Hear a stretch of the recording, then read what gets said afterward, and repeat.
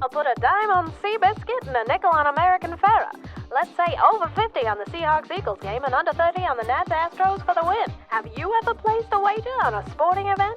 If the answer is yes, then my intro was probably nonsense. Sports betting has been around since the beginnings of sport itself, and in recent years the market is exploding in popularity. The industry is worth an estimated $250 billion a year, and the US is considered the biggest sports betting market in the world. How did it get there? The history of sports betting up next on this episode of Fact Bites.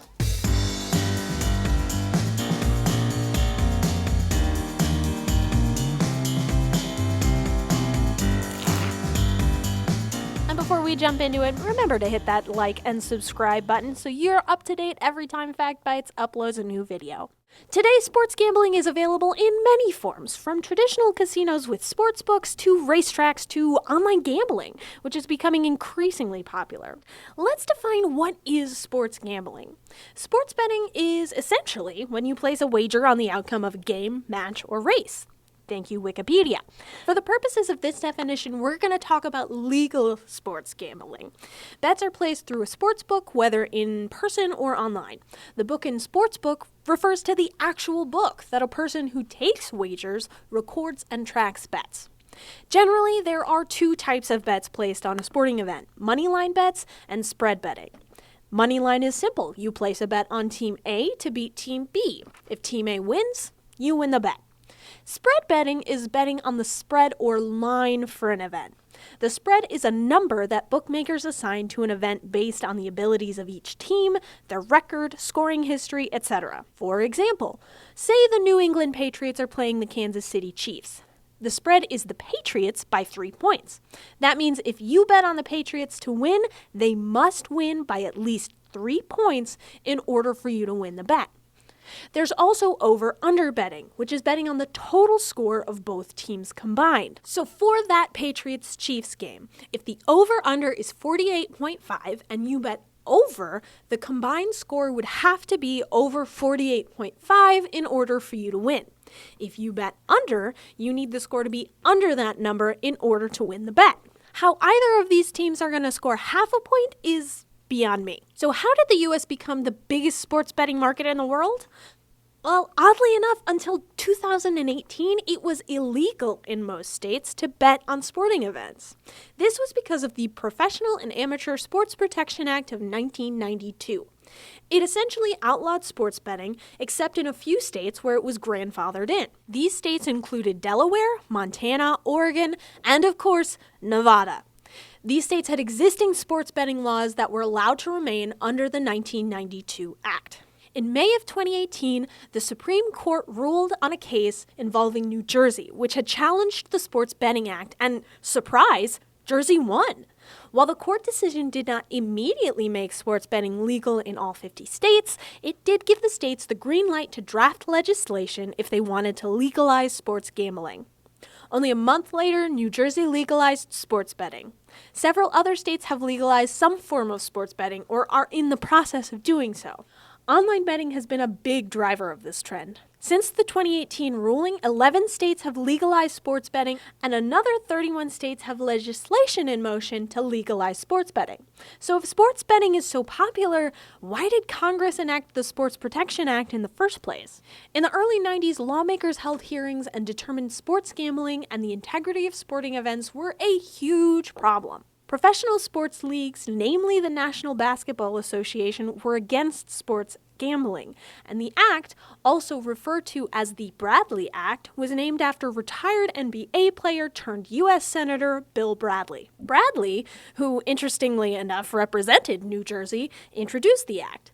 It was mainly a response to what lawmakers viewed as a growing national problem: the corruption of good, clean American sports. The law was challenged almost immediately, and eventually led to the 2018 Supreme Court case, which struck down the legislation. However, just because the law was struck down does not mean sports betting is legal everywhere. It's still a tug of war between each state and potential gamblers wanting to play a bet. But things are changing. Let's go back even farther. Why do people gamble on sports in the first place? Well, maybe it's human nature. People seem to love chasing the high from lotteries and games of chance. That's what fuels the gaming industry, the chance of winning big even though the odds may not be in your favor.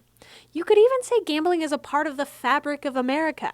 Heck, lotteries were even used to raise money to fund the American Revolutionary War. And gambling continued to be popular in the 1800s. Card and dice games were common gambling entertainment. When horse racing began in the late 1860s, first with the Belmont Stakes and then later the Preakness and Kentucky Derby, gambling was not far behind. In the mid-1900s, Las Vegas established itself as the center of sports gambling. Vegas was beginning to establish itself as the gambling mecca of the United States in the late 40s and early 50s, so sports betting was a natural progression. Outside of Vegas, sports gambling in the 60s and 70s was mostly run by organized crime.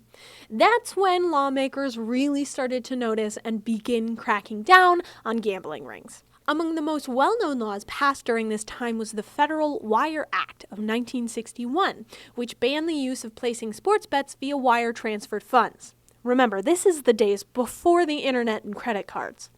Other laws soon followed aimed at curbing sports gambling. Sports betting had a rocky past in America, and people grew concerned in the wake of lottery and gambling scandals in the early 20th century. The 1919 Baseball World Series was a major scandal in which 8 members of the heavily favored Chicago White Sox were accused of intentionally losing the series against the Cincinnati Reds. The match fixing was said to be orchestrated by a gambling syndicate that included mobster Arnold Rothstein. After the scandal, the integrity of baseball was in shambles. The 8 players from the White Sox were put on trial, but despite one of the players admitting that the White Sox had thrown the series, the jury acquitted them of all charges. However, they were banned for life from Major League Baseball, and legend has it, their actions cursed the White Sox from winning another World Series until 2005. In the 1950s, college basketball was rocked by a point-shaving scandal that involved more than 30 players at 7 schools, mainly in New York. Essentially, if a spread says that a team must win or lose by a specific amount of points, players in on the betting must ensure that the game is won or lost by that amount of points, instead of the all-or-nothing betting that happened in 1919. You don't have to throw a game completely, you just have to keep the points within the right margin. The NCAA point-shaving scandal in the 50s resulted in several arrests. Point shaving in the NCAA is a federal crime, several tournament bans, and even the closure of the entire athletic department at Long Island University. The 1919 World Series wasn't baseball's only gambling black eye. Just ask former Cincinnati Reds player and manager Pete Rose. Rose was banned from baseball for life after reports that he was betting on baseball while managing the Reds in the 1980s. Some reports indicate he may have been betting against the Reds in some games, but that's never been proven. Rose initially denied the accusations, but voluntarily accepted being placed on baseball's ineligible list, essentially meaning he couldn't work in a game or be inducted into the Hall of Fame. In 2015, evidence for a mail fraud investigation proved Rose bet on baseball during his time with the Reds. To be fair to Rose, he did eventually admit that he bet on baseball and that he bet in favor of the Cincinnati Reds, and there's no credible evidence to the contrary. But a bet's a bet, and that means he's out. Sports leagues, including the MLB, NFL, and NBA, are against sports betting, many believing that it hurts the integrity of the games and leads to match fixing, which arguably is true. In fact, today, Major League Baseball still bans players, coaches, and MLB staff from gambling on baseball even where it's legal. So what do you think? Do you gamble on sports? Tell us what you think about the history of sports gambling in the comments below.